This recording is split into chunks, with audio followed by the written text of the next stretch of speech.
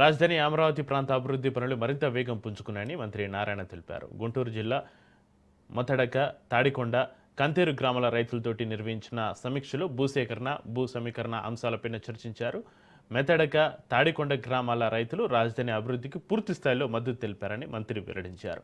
కంతేరు గ్రామ రైతులు మాత్రం గ్రామంలోనే ప్రత్యేక సమస్య ఏర్పాటు చేయాలని కోరినట్లుగా చెప్పారు. నిర్ణీత గడువులోగా భూ సమీకరణ పూర్తి చేసి ప్లాట్లు కేటాయించాలని రైతులు విజ్ఞప్తి చేసినట్లుగా తెలిపారు.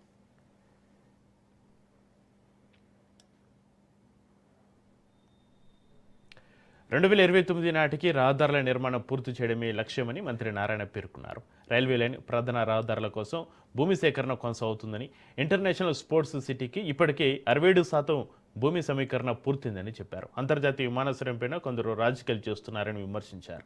వర్షాలు లేకుంటే ఈ నెల 13 నాటికి స్టీల్ బ్రిడ్జ్ సిడి యాక్సెస్ రోడ్డు పూర్తవుతుందని, ఎమ్మెల్యేలు, ఎమ్మెల్సీల కోసం నిర్మించిన 9 అంతస్తుల క్వార్టర్స్ను త్వరలో జేఈడీకి అప్పగిస్తామని తెలిపారు. అలాగే తాడికొండ, గుంటూరు రహదారి పనులను సెప్టెంబర్, అక్టోబర్ మధ్య పూర్తి చేస్తామని మంత్రి నారాయణ వెల్లడించారు.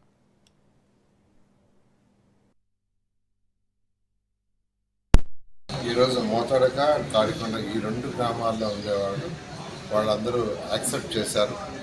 రైల్వే ట్రాక్ మరియు ఇన్నర్ రింగ్ రోడ్ నుంచి ఏదైతే క్యాపిటల్ సిటీని డెవలప్ చేస్తున్నారో అక్కడ వరకు ఉండే ల్యాండ్ని ఇవ్వటానికి, ల్యాండ్ పూలింగ్లో రావడానికి.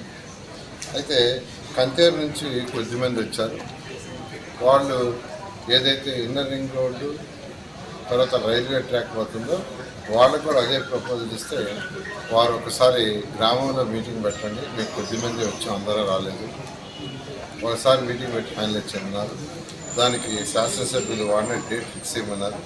డేట్ ఫిక్స్ చేస్తే అక్కడికి మళ్ళా అధికారులు అందరూ పోయి శాసనసభ్యులు కూడా చెప్తే నేను కూడా వస్తానన్నారు. నేను కూడా యాక్చువల్గా చెప్తే ఆ రోజు కానీ ఇక్కడే ఉంటే నేను కూడా జాయిన్ అవుతాను. వాళ్ళతో డిస్కస్